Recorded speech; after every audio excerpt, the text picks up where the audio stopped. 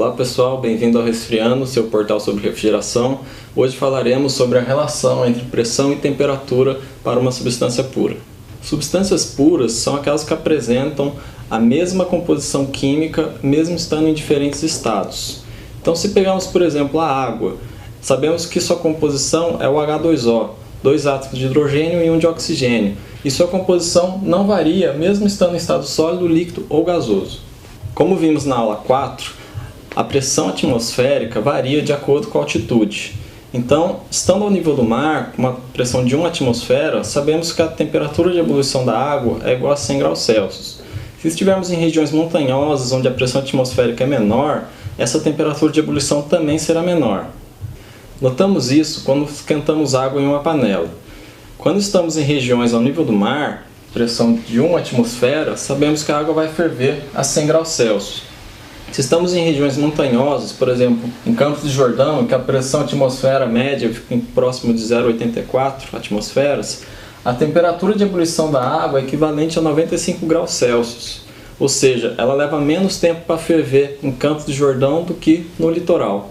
Ao notarmos esse fenômeno, podemos perceber que existe uma relação fixa entre a pressão e a temperatura na determinação do ponto de ebulição de uma substância pura. Se colocarmos essa relação em um gráfico, encontraremos a chamada curva de pressão de vapor, em que a gente pode visualizar diversos valores de pressão para cada valor de temperatura.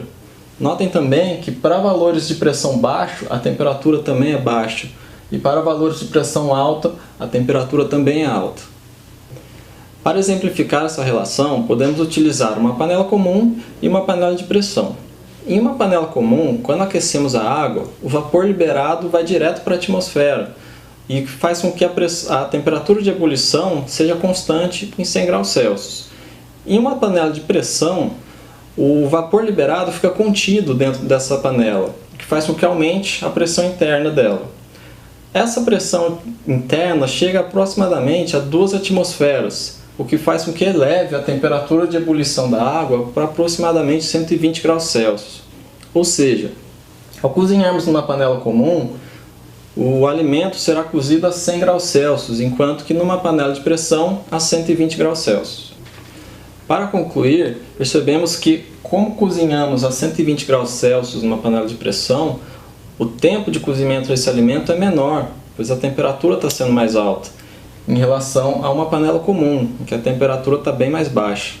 Então, apesar de levarmos mais tempo para atingirmos o ponto de ebulição, o cozimento do alimento ocorre em menos tempo.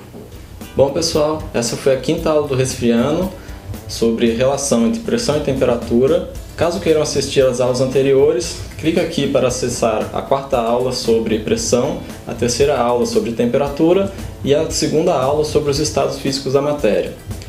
Inscrevam-se no canal para receber as atualizações ou acessem resfriando.com.br. Até logo!